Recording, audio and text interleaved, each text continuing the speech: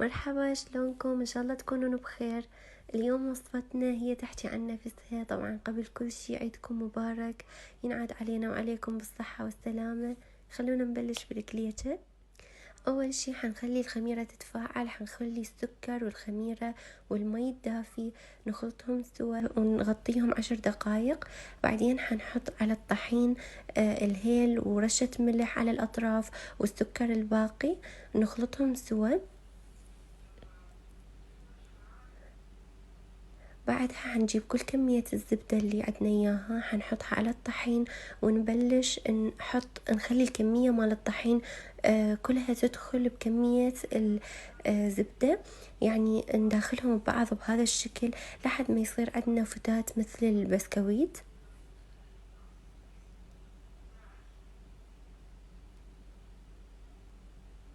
نحاول ندخل كل الكمية بهذا الشكل.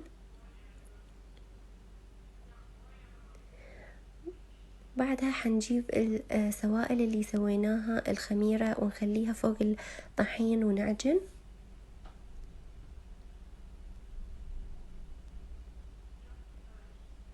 نبقى نعجن ونضيف مي دافي حسب الاحتياج مال العجينة. شوفوا انتو شقد الطحين مالتكم يحتاج وخلوا، بس ما راح تحتاج هواية، يعني ممكن ربع كوب مو أكثر.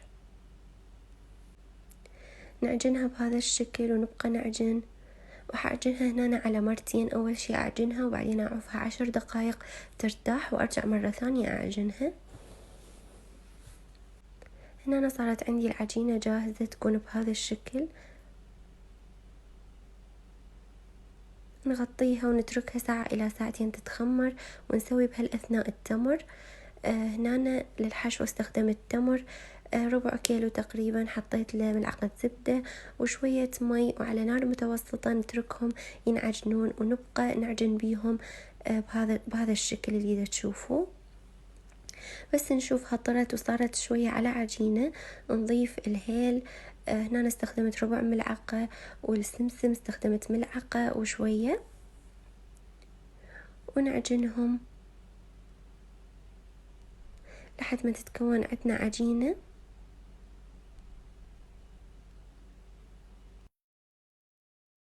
والحشوة الجوز استخدمت جوز وسمسم وجوز هند وشوية هيل، خلطتهم وحطيت لهم السكر ومي ورد. إذا تحبون تقدرون تستغنون عنه، ماكو أي مشكلة. تخلطوهم وهنا صاروا جاهزين. بعدها هنا نحضر أكياس حتى نحط بيهم بيناتهم عجينة التمر. حتى ما تلزق حنحط هنا شوية زيت ونحطها ونفتحها بالشيبك، هي حارة شوية أو دافية. نفتحها على قدر الإمكان، نحاول تكون خفيفة. وبعدها نفتح العجينة هم نحاول نسويها بشكل خفيف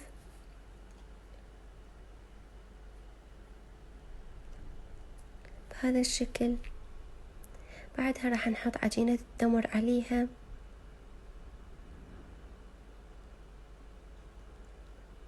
ونلفهم بهذا الشكل طبقتين أو 3 كلش كافي، لأنه راح يضاعف حجمها بالفرن.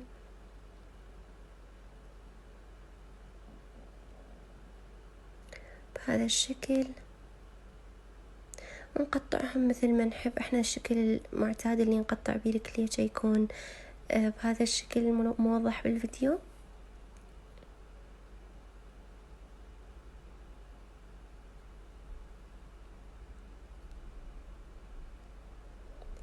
بعدها نحطهم بصينية الفرن وحندهنهم. هنا أنا سويت صفار بيضة وحليب وشوية خل، خلطتهم وراح أدهن السطح بيهم. هنا شوكتها بالشوكة وراح أدهنهم وندخلهم الفرن المسخن مسبقا لمدة ربع ساعة 20 دقيقة يستوون. وهنا أنا حطيت لهم شوية حبة البركة وشوية سمسم.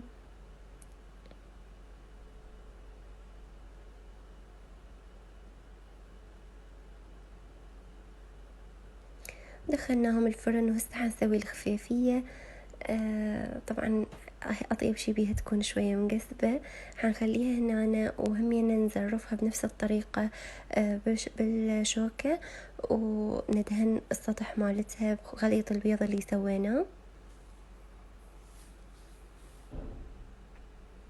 بهذا الشكل.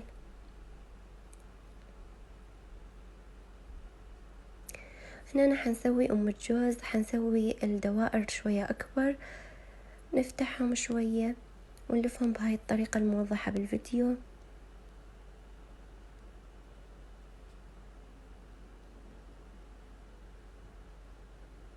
وندهنهم أيضا للفرن.